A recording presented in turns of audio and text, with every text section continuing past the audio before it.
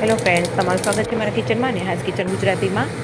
સૌથી પહેલાં આપણે તેલ લેશું, તેમાં રાઈ જીરુંનો વઘાર કરીને લસણની ચટણી ઉમેરીશું, ત્યાર પછી ટમેટાં ઉમેરીશું, ત્યાર પછી લાલ મરચું પાવડર, ધાણા જીરું પાવડર અને હળદર પાવડર ઉમેરીને તેને સારી રીતના મિક્સ કરી દઈશું. પછી ધોયેલી મેથીને તેમાં એડ કરી દઈશું. ત્યાર પછી સારી રીતના મિક્સ કરી લઈશું. તમે જોઈ શકો છો સારી રીતના મિક્સ થઈ ગઈ છે મેથી. ત્યાર પછી આપણે તેમાં ચણાનો લોટ ઉમેરીશું. ચણાનો લોટ ઉમેરી દઈશું. ત્યાર પછી તેને સારી રીતના મિક્સ કરી દઈશું. ત્યાર પછી તેમાં ગરમ પાણી ઉમેરવાનું છે. ગરમ પાણી ઉમેરીને સારી રીતના મિક્સ કરી લેવાનું છે. તો તમે જોઈ શકો છો કેવી સરસ ભાજી આપણી તૈયાર છે. ત્યાર પછી છેલ્લે આપણે એને સ્વાદ પ્રમાણે મીઠું ઉમેરી દઈશું. ત્યાર પછી તેને સારી રીતના મિક્સ કરી દઈશું. ત્યાર પછી હવે તેને ઢાંકીને સારી રીતના ચડવા દેવાની છે, એટલે આપણને કાચો લોટ ન લાગે, ચણાનો લોટ કાચો ન લાગે.